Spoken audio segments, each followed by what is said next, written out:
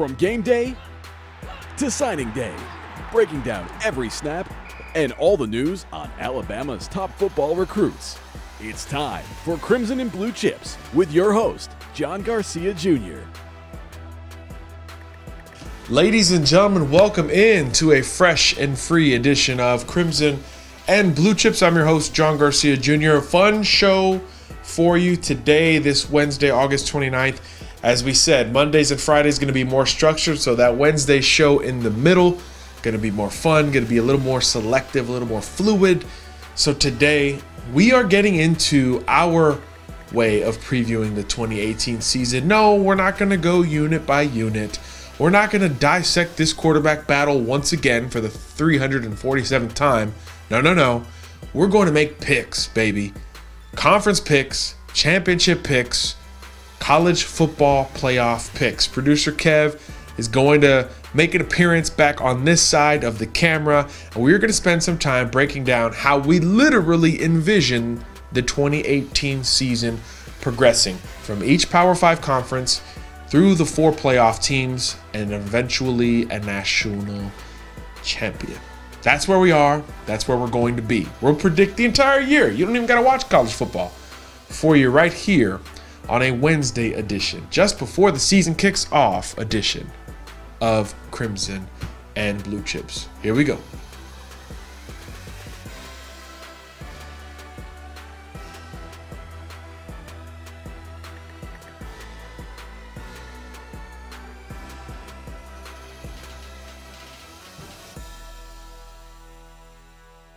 So today, a bit of a different tone on CABC. We told you Wednesdays are going to be a little more funky, a little bit more fluid and flexible.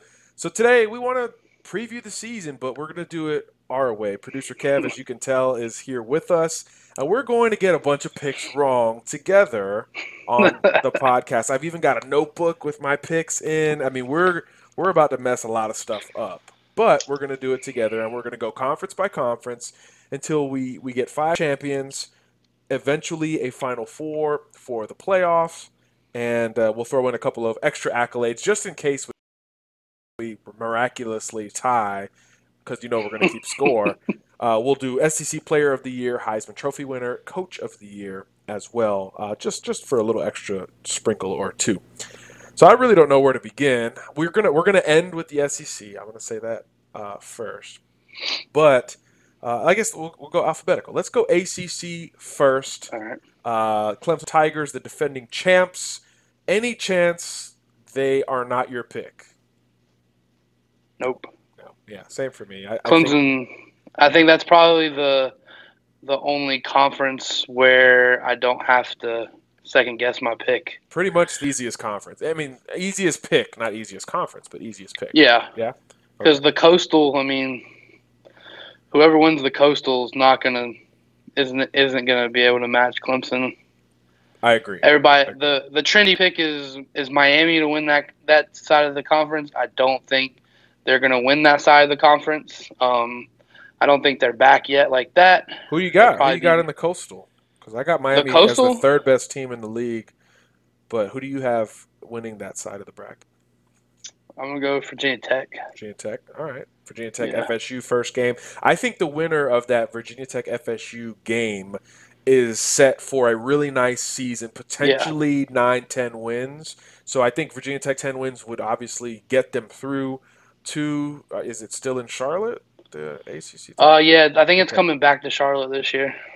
Oh, all right. So I think that would They moved it. I think the winner of FSU VT is a big step forward type of team. I got FSU winning that game. I think they're going to be better than people realize. I think they could actually be second in the ACC, but the problem is they're in the same division as Clemson, and they're not going to beat the Tigers this year. I do not believe. So nope. I've got Clemson winning the ACC, Florida State finishing second, Miami/VT 3-4. That's where I'm at with it. I think FSU will be much better than most people are giving the Seminoles credit for because of talent. It's not even a Willie Taggart thing to me. I think people forget last year at this time, They lost their starting quarterback. Right, and everybody was so high on FSU. I mean, this was FSU Bama was like number 1 versus number 2 in the feeling in the early conversation. And some people thought, I know I said it, I thought there was a chance these guys could start the season and end the season against one another. So that's how high people were on FSU's roster. That roster largely intact. Cam Akers is a year better. That secondary 1 year better. Brian Burns will be a household name by the end of the season. I think Florida State. Get Francois back. You get your quarterback back. Look, Bama effectively ended Florida State's season. Let's call it what it was, okay? Sure, FSU took out a bunch of Bama linebackers along the way, but the way Bama dominated that game and the way Tallahassee native Ronnie Harrison injured DeAndre Francois effectively ended the season. So FSU picked Derwin James over Ronnie Harrison way back when. They were only taking one safety that year, and the karma was that the Tallahassee native effectively ended not only the season, but Jimbo Fisher's tenure in Tallahassee. So that talent, that group is still there for Florida State for the most part. Derwin James himself not there, but otherwise I think a very strong roster for the Seminoles. But I'm with you, Kevin. I think Clemson runs away with this thing. That front four is ridiculous. There's not. I mean, you probably have 4 first-round draft picks. Yeah, I mean, there's not a whole lot of analysis or X's and O's I'm going to get into. Oh, Christian Wilkins can play 1 tech and 3 tech. Nah, who cares? Those guys are ridiculous. And then I think offensively, everyone's talking about, oh, can Trevor Lawrence get in there? Kelly Bryant was named the starter week 1. To me, Clemson is like Bama in that it doesn't matter early for them. Yeah. They don't have that marquee game. Texas A&M week 3, some people point to. I don't think that A&M roster is going to mess with that Clemson roster that early in the season, regardless of who's at quarterback. Just like I feel like the whole Tua Jalen deal doesn't really matter for wins and losses, at least early in the season. I do think Trevor Lawrence eventually is the guy, and I think that is what takes them over the top. Because if you look at their skill guys, and that offensive line is still good. Their skill guys are still loaded, and they're deep at running back. They're deep at wide receiver.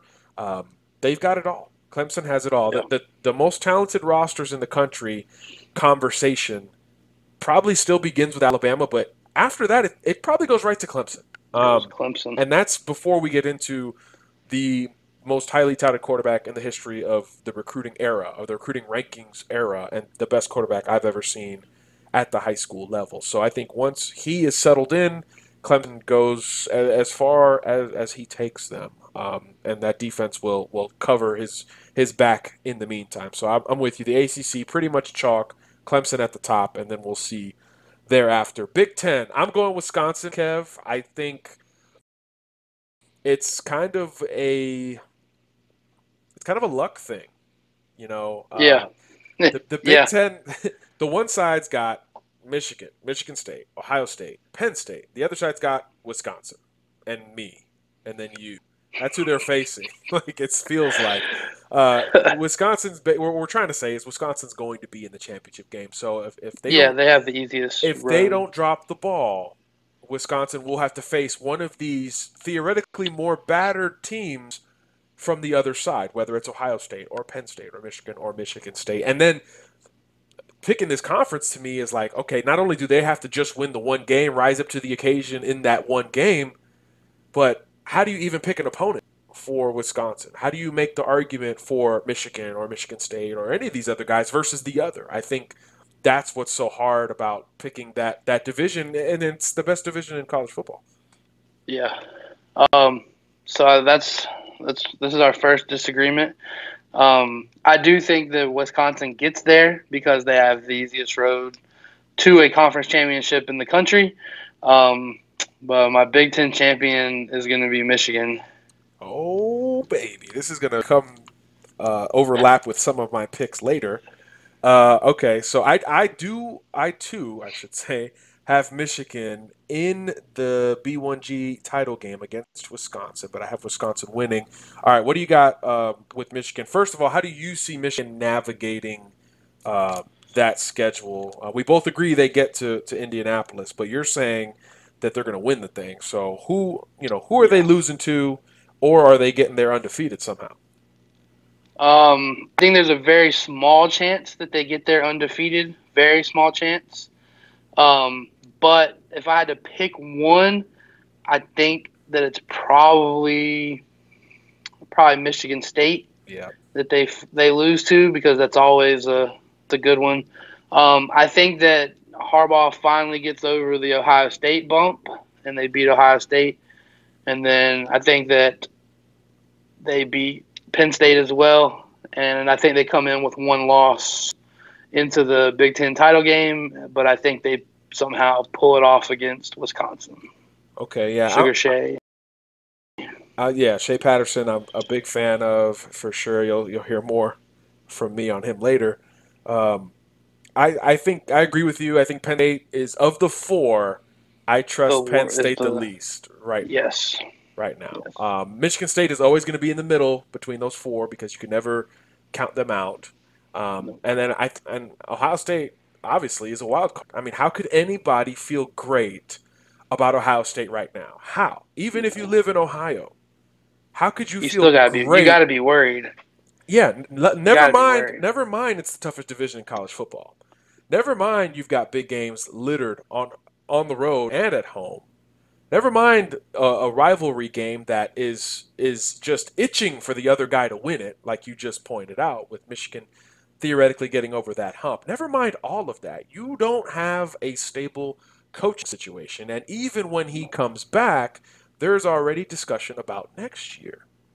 Yeah. You know who Ohio State feels like? We just talked about him. Ohio State 2018, to me, talented roster, legacy coach, all these things, scandal aside, feels like Florida State 2017. Florida State last year, yep. It just feels that way. High expectations, but you don't know beyond this year. And how does that affect everything? How does it? I don't know. And Florida State floundered without that gauntlet. Yeah. Without that gauntlet, not that gauntlet. Without that gauntlet of opponents. So I have a hard time trusting Ohio State. And again, talking about talent, Ohio State lost a bunch too. They can reload just like Alabama, just like Clemson to some degree. But at some point, you have to have a trendsetter, a game changer to put all that together and hide those gaps. And I don't know. They lost the mighty JT Barrett. JT Barrett, who played 16 years at Ohio State, is finally gone. Like, I just don't know if Dwayne Haskins. I literally is that felt guy. like JT Barrett was at Ohio State while we were at Averett. Yeah. We're over 30, in case you guys don't realize that. JT Barrett, 67 years old, NFL rookie. I don't trust Ohio State this year. There's just too many variables. Too many variables against OSU. So I'm on the Michigan bandwagon in that they're going to be the best team on that side. I think that defense is amazing. I think the skill position players are good enough. And then, as you kind of hinted at, Shea Patterson, this is the best quarterback Jim Harbaugh has had at Michigan, and it is by leaps and bounds. Not even close. Right. Athleticism, accuracy, playmaking ability, leadership, and heck, the kid's been through a lot too. The kid's been through. And you saw what he did. He saw what he did at Ole Miss with not a lot to work with. Right. Where at Ole Miss, he had to go out and score a ton of points because that defense wasn't helping out very much. Land Shark moniker or not. He's going to have a defense at Michigan where he can make mistakes. He can take risks because those guys are going to bail him out. I mean, think about the quarterbacks Michigan had last year. With Spade and John O'Korn. I mean, these guys. He's the best quarterback in the draft, according to himself. Well, yeah. I mean, I'm the best podcaster on planet Earth, according to myself. But here we are on Skype, and we don't have a studio. I'm in an office. You've got a fan going on in the background. Like, here we are. I mean, yeah. So, for the people. And what did they win? 9 games last year? Yeah. With that. And remember, some of the best players on that defense were still underclassmen, too. When you talk about Rashawn Gary, you talk about Devin Bush. So now those guys are a year older, and you bring in a guy who you've never had. Michigan's been very close. We all remember the JT Barrett Did he get the yard? Did he not get the yard? They've been very close to getting over that Ohio State hump, which would in turn get him into the championship game more years than not. So Yep. why not this guy to be the difference with that defense and with some good skill players? They did lose their best receiver, but Tariq Black, our most talented receiver, but they've got a lot of other guys, including Alabama native Nico Collins, counting on a bigger year from him. Donovan Peoples-Jones was a five-star recruit. I mean, they've got a stable. They had a great wide receiver haul 2 years ago, and I think the rest of those guys can pick up the slack. And again, with that defense, Michigan doesn't have to score 30 a game to beat you. So I like Michigan there as well. So as Crimson and Blue Chips continues, moving in alphabetical order with our preseason picks in 2018, we go from the Big 10 to the Big 12. It feels like the ACC question, Kev. Can anybody mess with Oklahoma, who has run away with this thing, 5 years in a row, maybe more? Anybody a threat to OU in your mind? Yeah, I think so. I went with my my Big 12 champion as West Virginia. Okay. I think that another year with Greer, and I think that offense is going to do some pretty good things. Him and David Sills, I think they're poised for a big year. They had a big year last year. I think they solidified their defense a little bit, which, I mean, if you can play a sliver of defense in the Big 12, you can win the Big 12. So I think with the solidification of that defense a little bit, I think they'll be the Big 12 champion this year. And, I don't know if I trust Kyler Murray. I mean, yeah, don't get me wrong. I think he's going to have a good year. But, you have a big payday coming up in baseball. And, first year actually starting. So I don't know if I exactly if I trust him to win the Big 12. I think he does have a good year, though. Yeah, I think the Big 12 is obviously interesting because of that, but also because of, you got to play everybody, and then there's a title game. Like it's very awkward. That title game is always a rematch for now. So I could very well. West Virginia is definitely number 2 in that conference. I think TCU will be really good as well, and Texas will also be better. Like the Big 12, when we look back at the end of the season, will have more contenders than we realize. I think most people see Oklahoma and they see West Virginia and think of those, and then that's kind of it. But I do believe Texas and TCU will be top 15 type teams, which is a long ways from where the Big 12 has been in recent memory. But I do think that OU takes it. I think West Virginia has a lot of great additions to their team, a lot of great experience returning. TJ Simmons, the Alabama transfer, is there now. Vandarius Cowan, another Alabama transfer, is at West Virginia. And there's no doubt that they've added defensive players to their roster. But I still think Oklahoma is the class of this conference. I don't think their defense could have been worse last year. Yes, Baker Mayfield bailed them out, and he's gone. So that worries me for my pick's sake. But I do believe in Kyler Murray. And again, like we talked about with Michigan, I like the skill guys. I like the skill guys at OU. I love the running back Anderson. He's a big brute. They've got other players. I can't think of the kid's name from Georgia on that roster, another bigger running back as well. And Oklahoma's always going to have wide receivers, tight ends, guys to get the football too. So I just have a hard time thinking that somebody can match them. But the difference with Murray, even if he's not Baker Mayfield, is the threat of his legs. I think that's an element that I can't remember Oklahoma really having at the quarterback position. So now we talk about a great O-line, which is coming back, minus the absence of Orlando Brown. Minus that, you've got this great stable of running backs, and now you've got a 4-4, 4-5 quarterback there as well. So that means less throwing, more ball control, and less reliance on that crappy defense, which is symbolic of the Big 12 most years. So I do think they have nowhere to go but up on defense, and I think the threat of Kyler Murray in a different light is something that Lincoln Riley has anticipated, and I would bet that he's going to have a different feel for calling plays. And I think I'm a big believer in his, and I think him and Kyler Murray, that marriage is going to be something that as a month or two of the season goes by, is going to be pretty tough to beat. If you're going to get OU, get them early. Texas, get them at the Red River rivalry or whatever they call it now. Get them early, because I think late OU is going to be tough to beat. So I could see Oklahoma losing early, but I think once they do get to that title game, especially if it's against the team they lost to, which could be West Virginia, then I think they overcome that and beat them. But I do have the same title game as you, but I also have, like I said, TCU and Texas being much, much better than people are giving them credit for. Let's move to the Pac-12 now. To recap very quickly, ACC, Kevin and I both have Clemson, and then we disagree on everything else. At the Big Ten, I've got Wisconsin over Michigan. He's got Michigan over Wisconsin. And then the Big 12, I've got OU over West Virginia, and he's got West Virginia over OU. So our minds are the same in terms of the title games so far. I'm interested for this next one. All right. This is where it's fun. Pac-12 here. Do you want me to? Why don't you start this one, and I'll go off of you, because I think we're probably disagreeing again. Probably.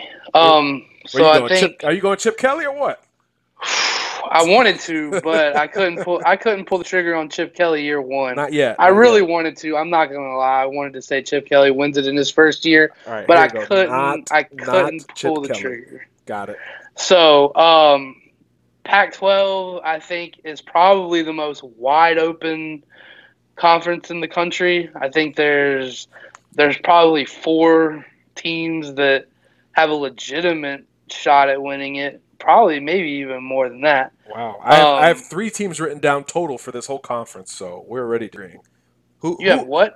I only have 3 teams written down in my note that I'm going to talk about. So you're much higher on the conference. Who you got? Who are the contenders before you give me your pick? Who are your Pac-12 Okay, so contenders? My Pac-12 contenders are going to be Washington. Okay. Oregon. All right. You always got to count Stanford in there. Okay, I wasn't. Stanford, USC, and my sleeper is Arizona. Oh, Khalil Tate, baby. So that's my contenders for the Pac-12. Who's winning it? Oh, man, I came down, and I'm gonna go with USC. Oh, dun, dun, dun, dun, dun, dun, dun, dun. I went USC. I really wanted to go Arizona, but I just don't think they have it enough to get there. I mean, Tate's a great player. I just don't know what they have. Like, I don't think they have a defense that can stop the rest of the conference, which, once again, Pac-12, if you can play any kind of defense, you have a chance to win the conference. So USC is my Pac-12 champion. JT Daniels at the helm. Freshman quarterback. It's worked in the past. You may have heard. So that's my. Who do you got them playing in the title game? Who's coming out of the North? You mentioned Oregon, Stanford, and Washington as contenders. So which one of those is even coming out of that bracket? I feel like it's probably going to be Washington. I really want it to be Oregon, but I feel like it's probably going to be Washington. Some crystal ball love here. Yeah. I've got the same title game. I got the same title game. I've got Washington and USC, but I think you went Washington. The defense of Washington, and especially their secondary, and that will be the matchup of that game, if and when it happens, will be too much for Mr. Daniels. Okay. He'll probably beat him every year after this one, but I'm going with Washington. I love the experience coming back, 4-year starter at quarterback with Browning. Not that he's a superstar, but he's got all the experience you could ask for.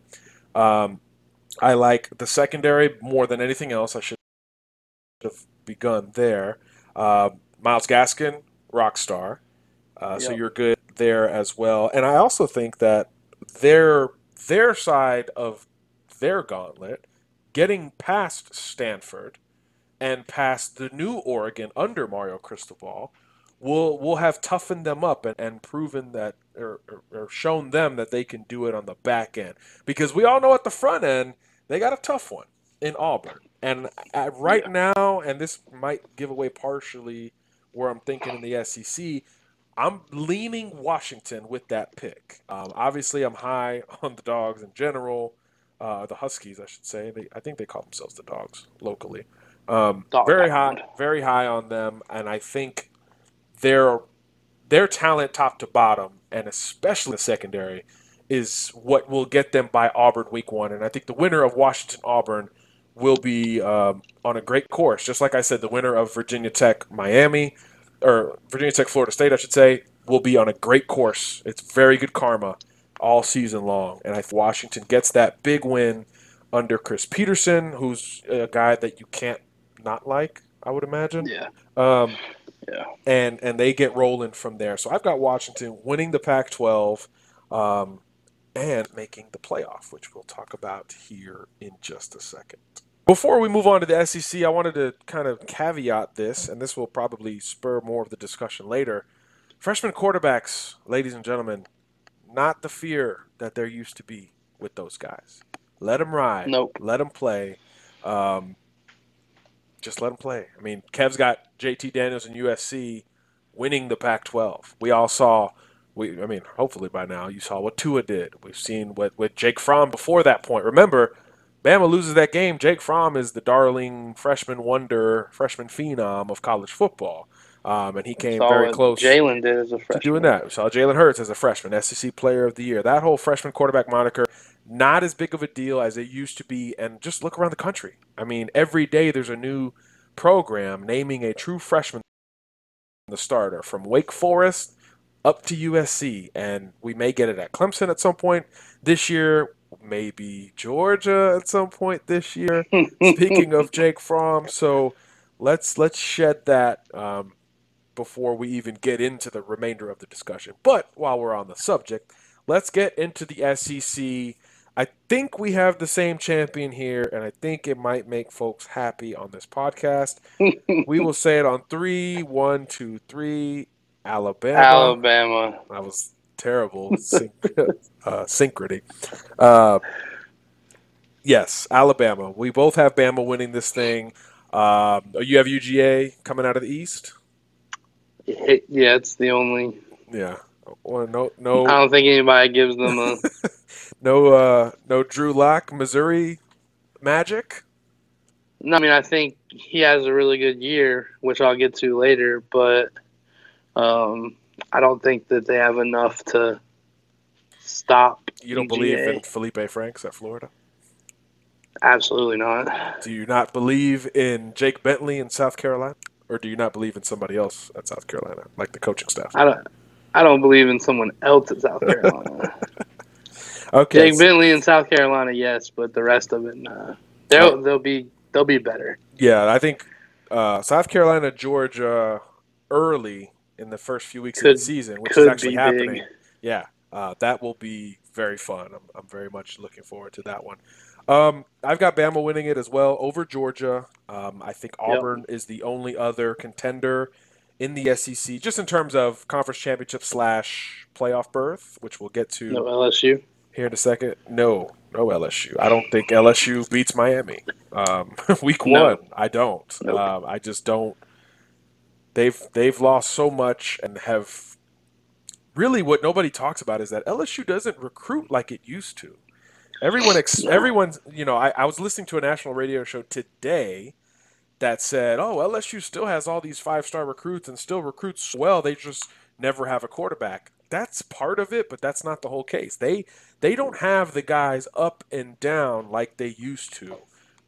They still get a 5-star here and there, especially within state lines. It's still very hard for anybody not named Alabama to go into Louisiana and get a kid. I agree there. But LSU used to pull 5 stars out of Texas.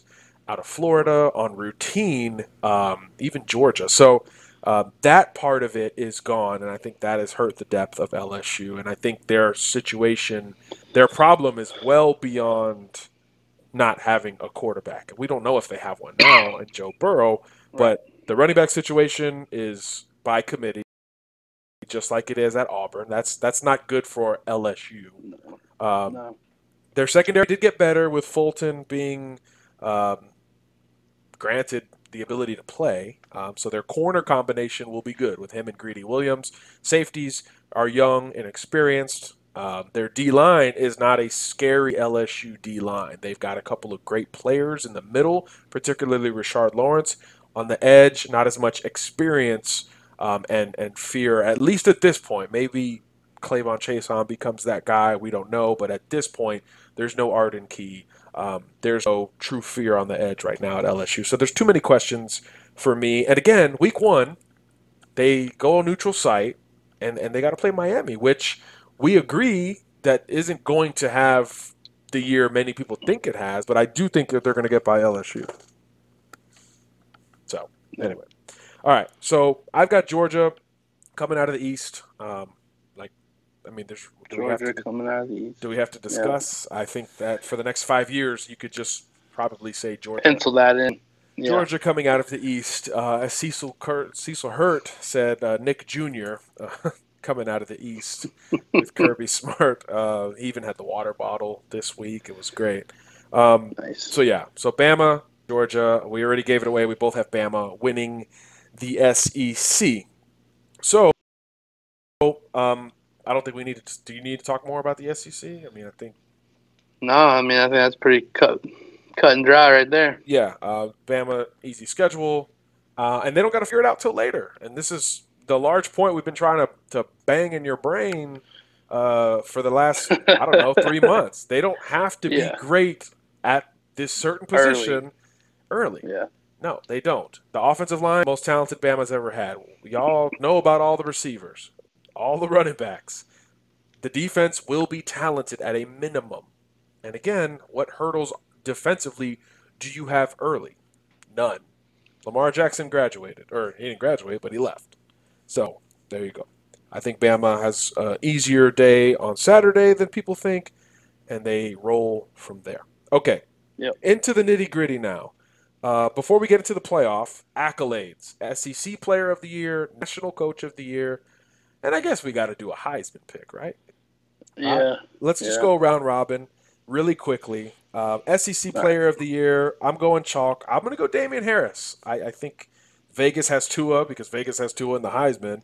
I think the consistent player at Alabama, regardless of quarterback, regardless of situation, will be Damian Harris. I'm thinking 1,200 yards, 15 touchdowns, just a rock-solid year for a guy who, frankly, deserves it. Who you got SEC Player of the Year, Kev?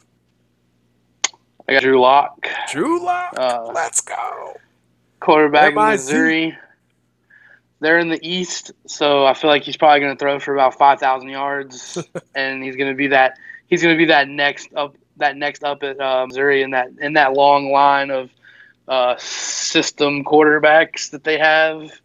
They're all still in the NFL. I mean, they are still all in the NFL. They got more quarterbacks in the league than Bama.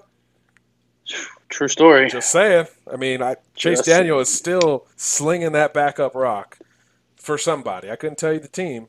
The Chicago Bears. Yeah. See, there you go. He's still on a roster. So that's slinging it. That's Chase Daniel, Blaine Gabbert. Exactly, and Drew Lock after this year. So it'll be 3-1. Missouri. Yeah. So I think that he throws for a ton of yards and. He does not turn the ball over very much, so I think he'll have a high touchdown to interception ratio to go with the large amount of yards. Very, very respectable pick. MIZ going to do better than most people realize, according to Kevin, producer Kev. All right, Heisman now. I'm going quarterback here. Are you going quarterback, Heisman? Quarterback. I don't want to. You're not going left tackle, Jonah Williams? If I had to go anything other than quarterback, it would be Ed Oliver, but I don't think he's going to – people won't respect the Right. defense like they should. They'd have he to would go be, undefeated, and he'd have to score some yeah. touchdowns. It's really unfair, but that's Well, they said they're going to use him on offense, which I mean, there you go. also not fair. So Yeah. Ed Oliver, my sleeper pick if I wasn't going quarterback.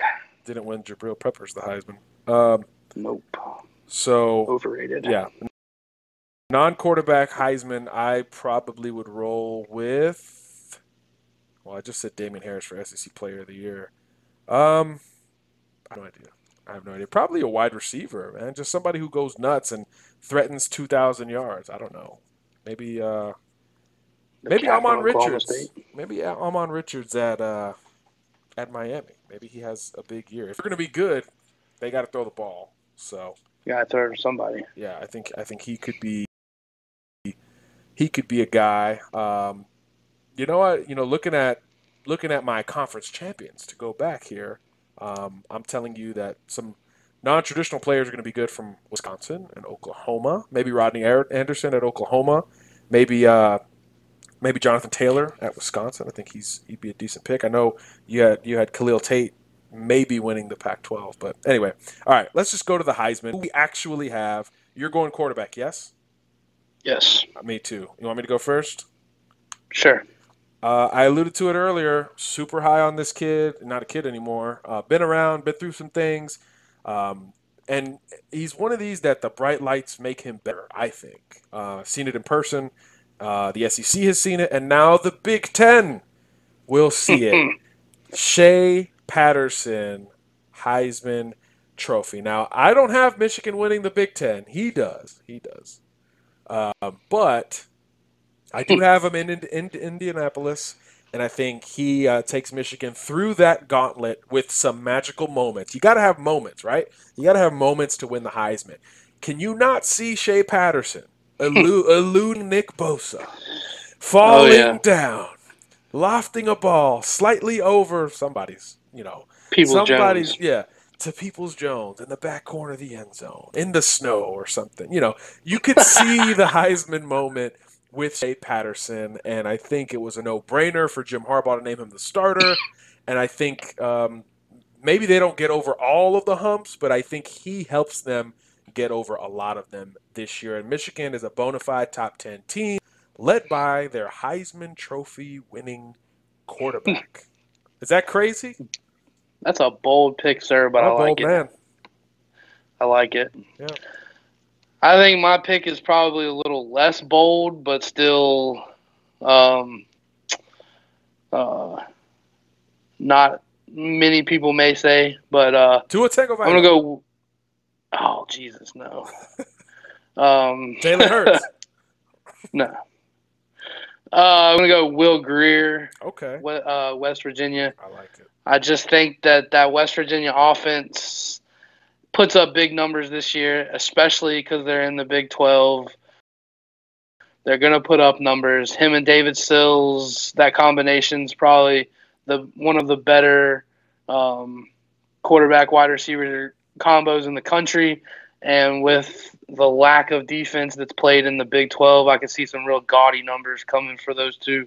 So I'm going to go Will Greer for my Heisman Trophy winner. More yards in 2018. Will Greer or Drew Lock? What do you got? Drew Lock was for more yards. Okay, all right. So you're really high on Lock here. Most yards by these aren't categories we planned, by the way. Most yards by a freshman quarterback, passing yards, true freshman. Trevor Lawrence. Ooh. No, he's not going to play early enough. JT Daniels, I guess, because that's my. Yeah. He's already been named the starter. Yeah, and they're winning the conference according to you. So yeah. Better be JT Daniels. If Trevor Lawrence was in starter day one, I would say Trevor Lawrence. Yeah, that'll be a fun conversation for another day. All right, before we get to the playoff, Coach of the Year nationally. I'm going to go first. I'm kind of bold on this side too. I'm going with Ed Oliver's original college coach, Tom Herman. I think Texas is going to be really, really solid. Well, we're talking about coaching here. Sorry. We're talking about coaching. I think Tom Herman and Texas are going to be really, really good. I don't think they can get through Oklahoma, and I do have Oklahoma winning that league, but I do think Texas can finish second or third in the Big 12. That means 8, 9, 10 wins, and I think that will be a long stretch from what we saw last year with Texas, going down to Maryland week 1 with 3 different quarterbacks on that Maryland roster. That team, compared to where we think they could be at the end of this year, will garner Tom a lot of love, and everybody likes him anyway, I feel like. Yeah. So that's going to help his bid for Coach of the Year as well. But based on my picks, you would think that Christ at Wisconsin has a chance at that. Taggart at Florida State. I would say, obviously, Jim Harbaugh with a chance at that. And Dana Holgorsen at West Virginia on that same plane. God, see, you got to ruin my moment Are there. you going Will Grier, Heisman, Dana Holgorsen Coach of the Year, the West Virginia combo? If West Virginia wins the Big 12, how does that man not win Coach of the Year? Well, I'm talking national though. National. I'm going national. Okay. I'm going Dana. National Coach of the Year. I think there's some. I always like the dark horses. I'm gonna go with him. I think my candidates are gonna be him. Like you said, Willie Taggart at Florida State if they have a good year.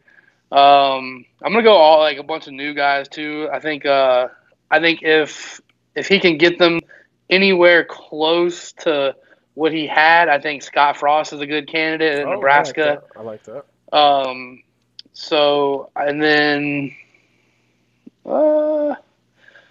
out of nowhere pick is gonna be PJ Fleck at Minnesota.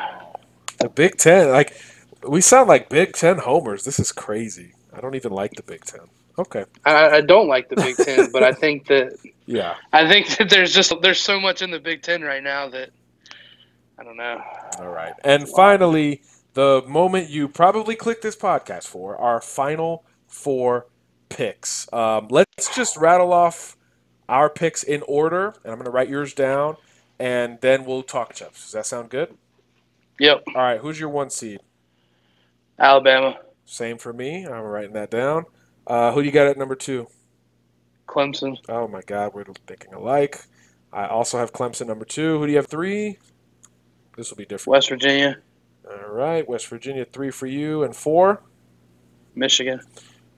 All right. I have Washington, number 3, and Wisconsin, number 4. So we do agree that the Big Ten will occupy that 4th spot, which is probably a signal of strength in that conference. Okay, so my final 4 matchup, Bama, Wisconsin, a tale that we have seen play out recently.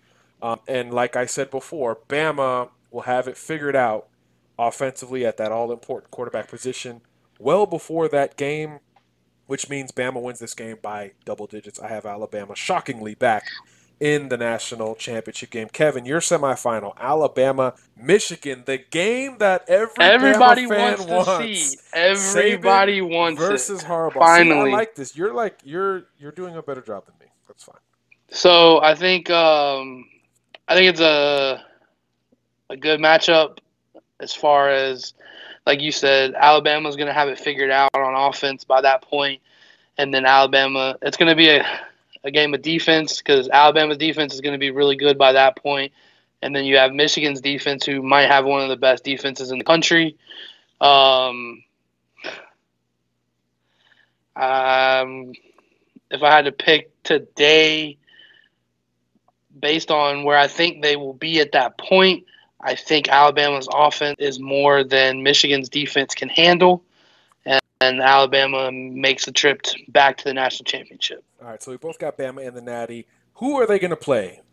In my bracket, it is Clemson versus Washington. In your bracket, it is Clemson versus West Virginia. So 2 senior quarterbacks going up against that defensive line. How do you see it playing out on your side? At that point, I think Clemson will also have it figured out at the quarterback position on offense, and I just think that Clemson offense is going to be more than a West Virginia defense can handle, and I think that that Clemson defense is more than the West Virginia offense can handle, and so Alabama, Clemson. I too have Alabama, Clemson in the national. I swear we didn't plan this, guys. I didn't want it. I tried so many ways around. I know. I to felt not like no make matter it. how you did it, it was gonna. There was no way be a it wasn't rematch. Alabama, Clemson Yeah, again. I've got Clemson defeating Washington.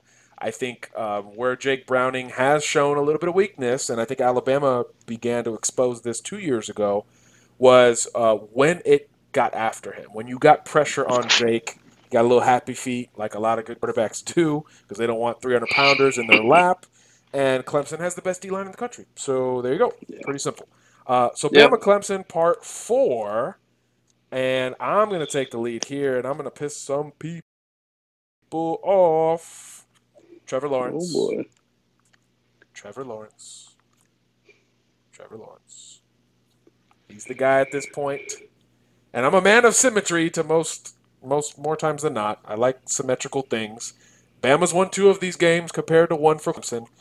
And I think Trevor Lawrence delivers Dabo his second national championship. But there is silver lining, Bama fans. This is the championship that breeds content into Dabo Swinney, allowing him to finally take his mantle as the next coach of your Alabama Crimson Tide. That is a long-term projection, but it all starts with Trevor Lawrence and that defensive line and symmetry, and I think Clemson gets it done, and then we prepare next year for Bama Clemson Part 5. That's where I'm at. All right, I'm gonna go and Clemson, Alabama again. I didn't want it to be there, but it's there again. And Hunter Renfro's still on Clemson, by the way. I should have said that first. And I'm also gonna go Clemson national champions. Oh my gosh! And our listeners just dropped out. And we no longer have a following. And our podcast has officially ended. So congratulations on making it this far. We made it to August 29th, and that'll be it. 2018. Yeah, 2018. Didn't even get to Louisville. But look, I think Clemson. You could argue that it is the most talented Clemson team ever, and compared to this Alabama team, there are just certain advantages I think Clemson has. I think when Lawrence has figured it out by this point, that one question mark we really have on the Bama team, secondary and depth. And I think it just matches up very well for Clemson. We've seen Bama Clemson in a shootout multiple times, and I picture Trevor Lawrence and Tua Tagovailoa going back and forth, and I think Tua is more risky with the football than Trevor. And I think it comes down to something very small, like it has every single time Bama and Clemson have matched up, whether it was the onside kick that Marlon Humphrey recovered and the subsequent kick return by Kenyon Drake, or the pick play that wasn't a pick play for Clemson. Or last year, I mean, people act like that game was a blowout. It really wasn't. It really wasn't. If that ball is not tipped right into the breadbasket of Mack Wilson, how does that game go? I think Deron Payne forced that. If Deron Payne does not get that push in the pocket, it's a close game all the way through. It's basically a one-score game all the way through. And remember, the difference is, though, Dabo Swinney didn't have the guy waiting in the wings to be bold with when that offense wasn't working the way Nixon did with Tua. Dabo didn't have his Tua at the time, and now he does, and I think that begins to tell the difference between Clemson and Alabama. It'll probably be all wrong. Neither team will make it or something. I don't know, but that's where we are. Really quick, one more time. Producer Kev's picks in the AC Clemson. In the Big Ten, University of Michigan. Pac-12, he's got USC, fight on with Jaden Daniels, the freshman. Big 12, he's got West Virginia. SEC, he's got the University of Alabama. His playoff, Bama versus Michigan, with Bama coming out on top. Clemson against West Virginia, with the Tigers coming out on top there, as well as the national championship. My picks, Clemson in the ACC, Whiskey in the Big Ten. In the Big 12, I've got Oklahoma. I've got in the Pac-12, I've got Washington, which gets in over Oklahoma in my playoff because Oklahoma's going to have a loss somewhere, and I don't know where, but they're going to have a loss. And Wisconsin's 12-1, and Washington's 12-1 will look better than Oklahoma's because of the conference. And then in the SEC, I've got Alabama winning over the University of Georgia, Bama over Wisconsin in my first playoff bracket or playoff matchup, Clemson over Washington in my second, and then Trevor Lawrence versus Tua shootout begins soon thereafter, with the golden hair beating the partially golden hair of Tua. He probably doesn't even have that look anymore. But that's where I have it, and that's where we are. So thank you guys for tuning in to our picks, our preseason picks for 2018. We'll get over to Q&A, and we'll spend time with you there. But we'll let Producer Kev run. He's been producing his butt off for us, and we appreciate his time. Enough of this book. Let's get to Q&A. Let's get over to what you guys want to discuss. We do it via Twitter. We do it via Instagram. There is a Gmail question. If you'd like to submit, cabcpod@gmail.com. We've got an Instagram question as well. So let's dig into it. Let's begin with the email selection for the day.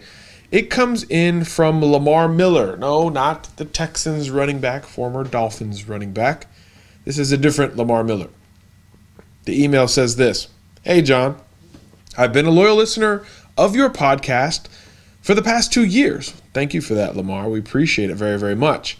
But this is my first venture into asking a question. Here we go. Alabama played 15 games in 2016 and 14 games in 2017 for a total of 29 games. Alabama's offense typically consists of 3 wideouts, 1 tight end, and 1 running back. Those are considered potential receivers. In those 29 games, how many games did Alabama record receptions at 5 different positions in one game?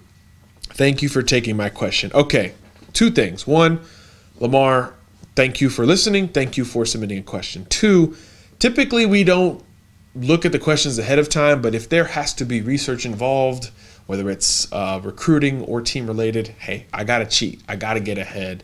So I did look at this question beforehand, and of the 29 games through the Jalen Hurts 2-year era at Alabama, the Crimson Tide completed passes to 5 different positions every time but 4.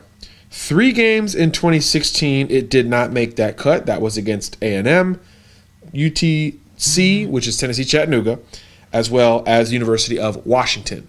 And it happened just once last year, and it was around this time because it was against Florida State. And technically, Jalen Hurts caught a pass in that game as well. But even then, that number of receivers and different receivers did not venture to the 5-man mark. Every other game through that 29-game stretch, it did accomplish that goal. So Alabama has spread the ball around to at least 5 wide receivers, 5 pass catchers, I should say, running backs, tight ends, wide receivers included. 25 times out of the 29 games over the last 2 years. Of course, only 28 of those were starts by Jalen Hurts, excluding that game against USC, which I know our YouTube users reminded us of recently. So we thank you for checking us on that. But there you go, Lamar. Out of the 29 games you're curious about, Alabama spread the ball around to at least 5 different pass catchers during 25 of those games. Thank you for the question. I don't know if you're getting at a Jalen Hurts doesn't spread the ball around kind of deal, but if you are, we will compare and contrast, of course, to 2018 once all of that data is in. And obviously, you know, what's interesting is that some of those blowouts in 2017, Tua Tagovailoa did play. So theoretically, are you trying to say that there was more ball distribution in 2017 versus 16 because Tua got in and worked with those other units? Yeah, probably. I would agree with that. Let's move on to Instagram. Question coming in from El Oso Negro, a good friend of ours on Instagram, a.k.a. Smitty. He commented, "Roll Tide, John's going down soon. Sorry for the absence, bro. First question. Why did Bama not recruit linebacker Mohamoud Diabate harder?" Good question, Smitty. And this is one that will probably pop up again for Alabama, really popping up for Auburn. They've lost 3 straight blue chip linebackers out of Auburn High School, which is unbelievable statistically. All different cases. But in terms of Diabate's case, Alabama recruited him. Alabama liked him. I don't know how much Alabama pushed at the end for Muhammad, and that is how you say it. It's Muhammad Diabate, not Muhammad.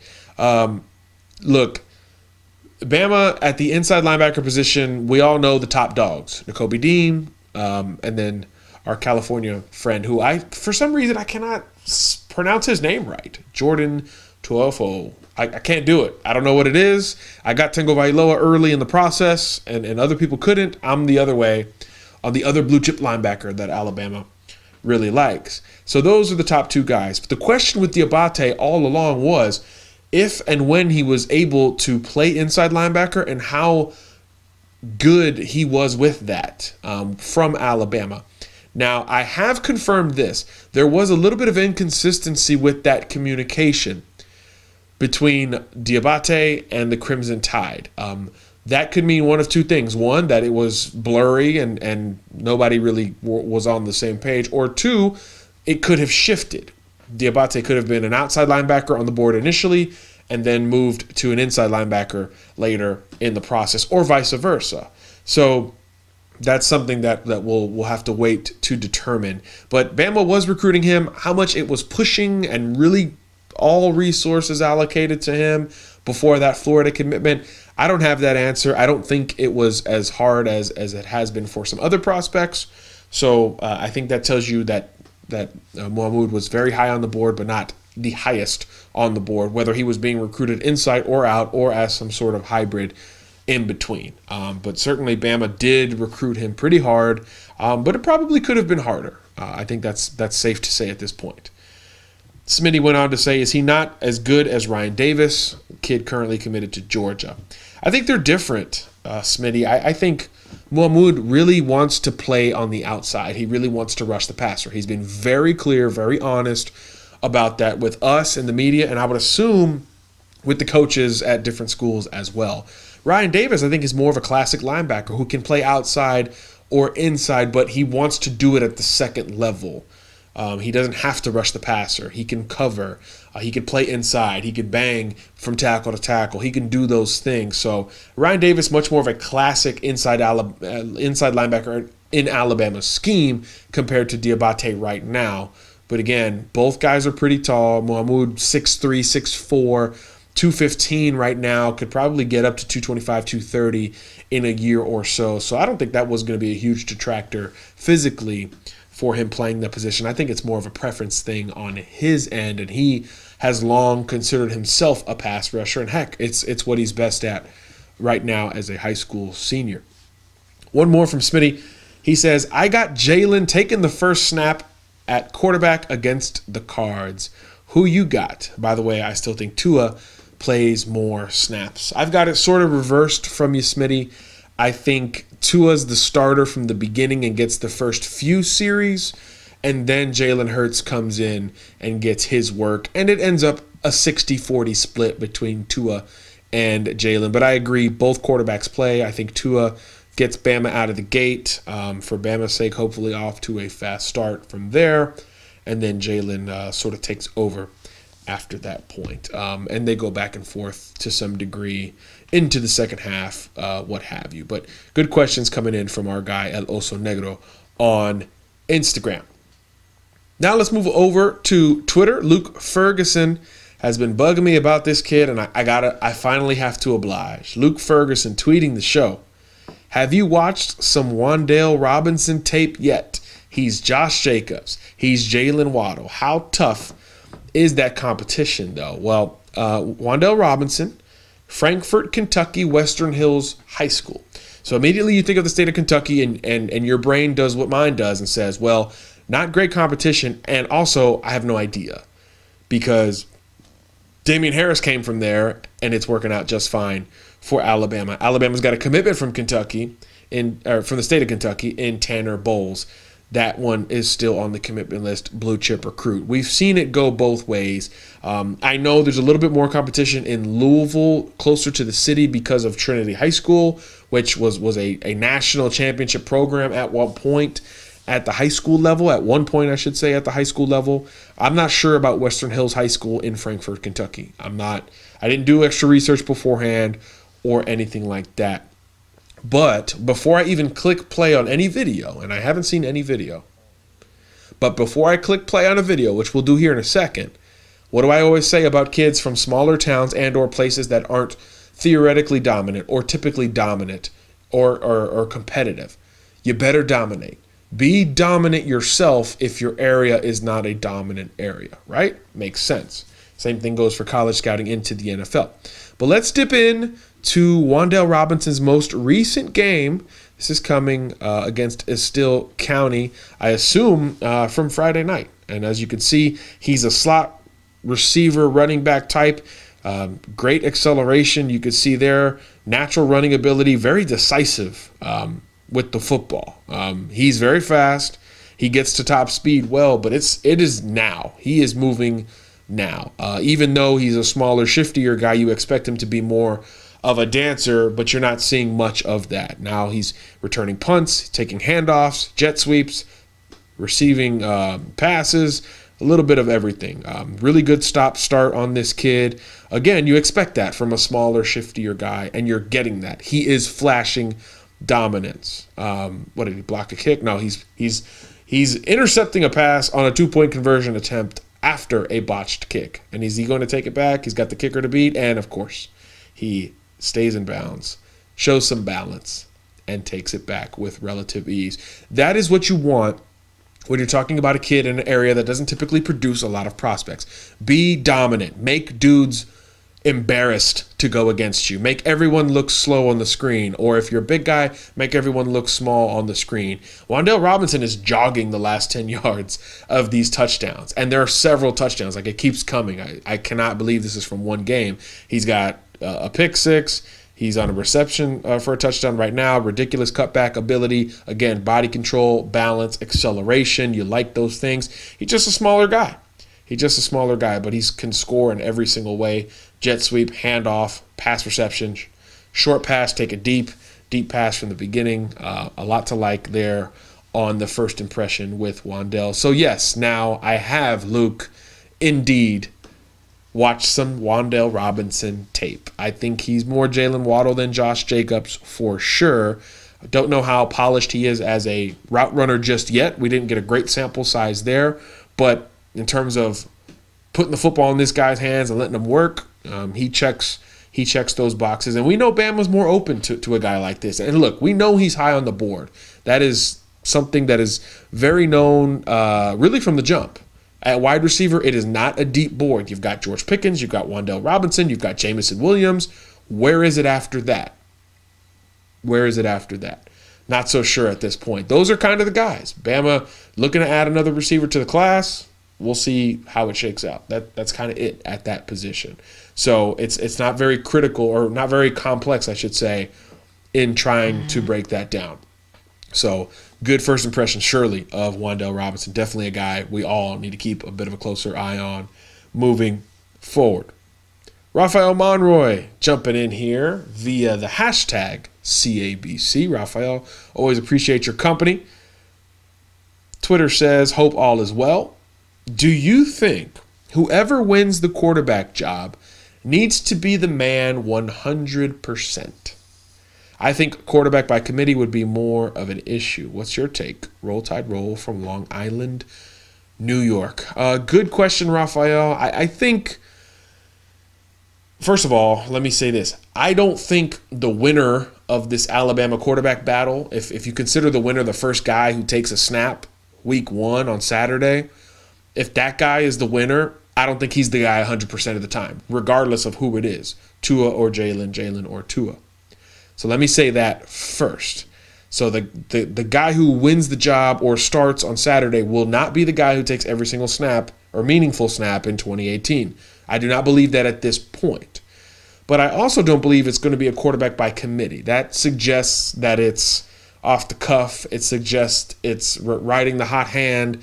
I don't think it becomes that. I think it starts off as a legitimate in-game competition between these guys. You get a sample size from 1, 2, 3 games, and then you settle on a guy, and he takes a majority of the snaps thereafter, barring a situation like Georgia where things are just not working and you make a dramatic and drastic change. I think that is the end game, or the desired end game for Nick Saban, for Mike Locksley, for Dan Enos. So I don't think whoever wins the job is the guy and that's it. I don't think that's the case. I think it extends well into the season, possibly 2-3 games or more into the season before this thing is truly settled. And I don't think it's an issue, Raphael. You talk to players, you hear from coaches, you hear from sources. Everyone just kind of seems good with these guys. They're friends with each other. It just, everything seems super kosher between the two in every way, shape, and form. Is that really the case? There's no way to know. But it does seem that way at Alabama more so than controversies elsewhere. Heck, Nebraska named a true freshman the starting quarterback, and the backup transferred the next day. Crazy the world we live in, by the way, because that type of quit is crazy to me. I don't understand it. But nobody was surprised. Nobody was surprised that Tristan Gebbia bolted because Adrian Martinez was named the starter. Nobody was surprised about that at Nebraska, or media-wise. That has become the expectation. These kids bolt when things don't go their way. And this is one day after. What if Adrian Martinez is trash game one and Gebbia transfers? You know, like, these kids have the amount of fight and drive and longevity and loyalty is non-existent with these kids. And that's my old man rant for the day. And there's a lot of other layers to it. And obviously the coaches need to be held accountable and all this stuff. I'm not getting into a college football philosophical discussion, but crazy that a kid bolts a day after the other kid beats him out. It's like, take your L like a man. Eat it. Like, live it for a little bit. Live it for a day, maybe. You know, maybe Scott Frost changed his mind. Maybe something happens. I mean, stranger things have happened. But to see a guy bolt that quickly, I don't know if I've ever seen something so fast with two underclassmen. I mean, unbelievable, but that is the quarterback day and age that we live in. That's why quarterback dads are holding their kids back so they can be a little bit older than the next kid. So their kid has that much more of a chance of getting that scholarship at that quarterback position. I mean, that's why we see these things being done. It's a different world when you get into quarterback dads. And I'm not going to get on that rant either, but there's just some entitlement issues at that position that are unbelievable to me, but they're becoming more believable to everybody else, and that's kind of a sad deal. But anyway, Raphael, to your point, I don't think it's a huge issue. I think if you're getting through the halfway point of the season and the back end of the season and you're still torn between these two and you're still going back and forth between these two, then I could see it as a bit of an issue. But before that point, I don't think it's a big deal for Bama to do a little bit of back and forth between both Tua Tagovailoa and Jalen Hurts. And then finally, on Instagram, Dayton Chapman coming in with a few questions to take us home. 1, what are Bama's chances with landing both Robbie Ashford and George Pickens, a couple of 4-stars from Hoover High School, back-to-back defending state champs? Well, Bama's got to offer Robbie Ashford first. That's usually step one. Now, Bama likes him. They've hosted him on visits. They've tracked him. They know he wants to play baseball as well. They're talking, about both sports with him. But that offer has yet to go out. And remember, Bama's got a quarterback commitment in the class of 2020 already with Carson Beck down in Jacksonville, Florida. So Bama first has to offer, and second has to say, okay, we're going to take 2 quarterbacks in that class of 2020. I don't know if Bama is quite there yet, but Robbie certainly seems like he's on his way to.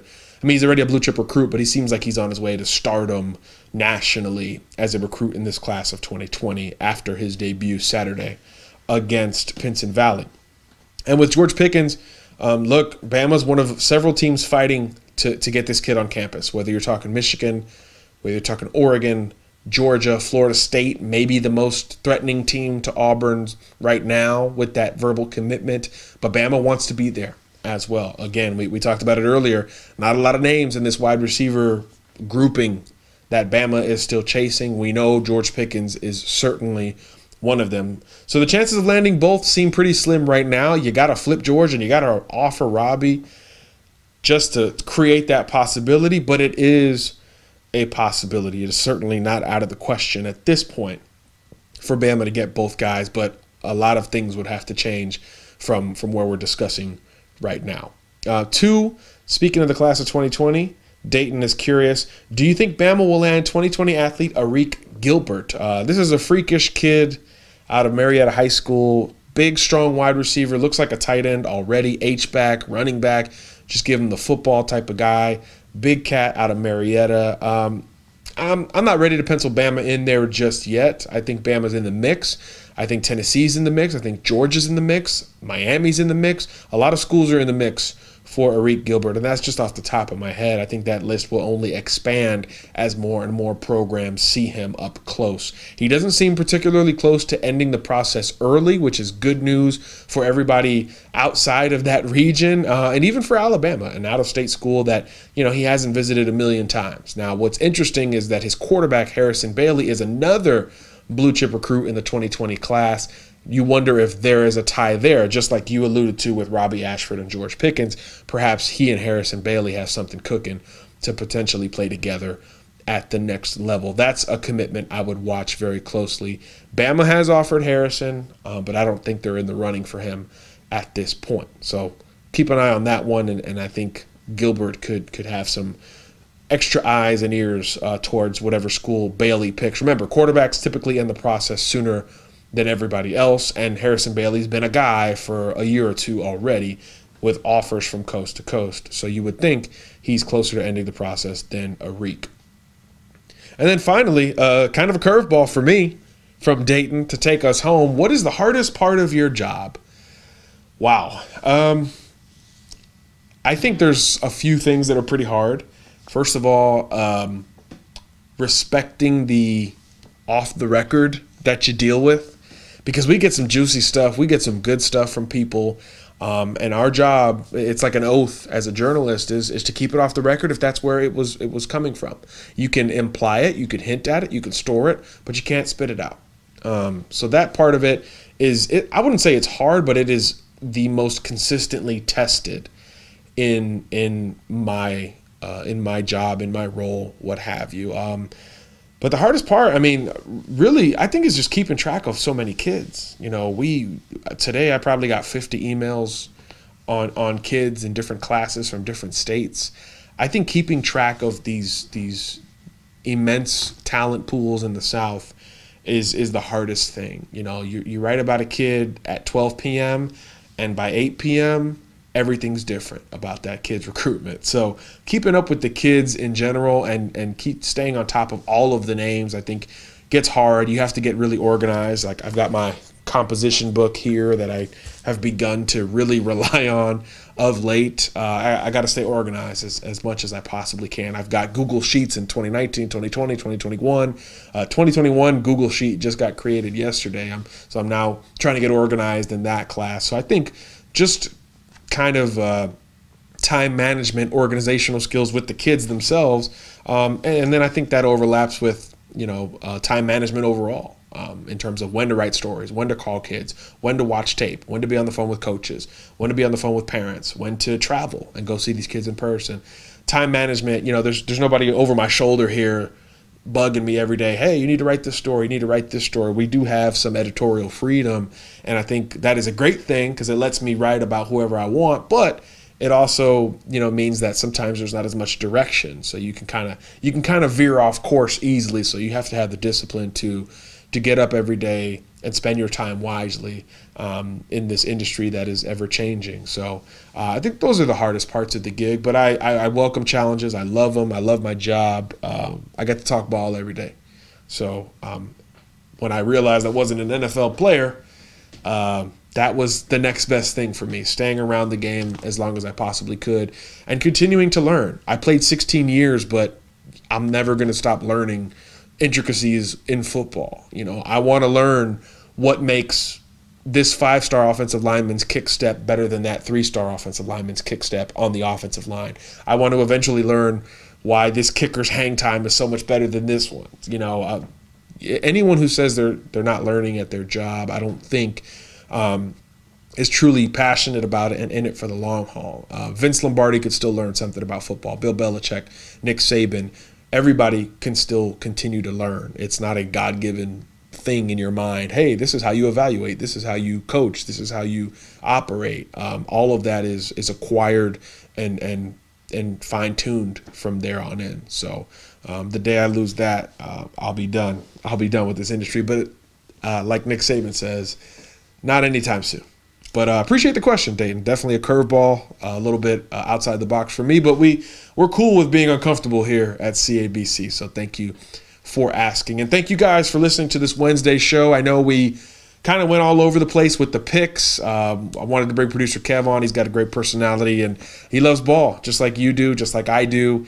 So I thought we would get his picks on the record, my picks on the record, and we'll see just how wrong we both are, even though we have the same national championship and outcome of that national championship. Kind of crazy. Don't hate me for picking Clemson.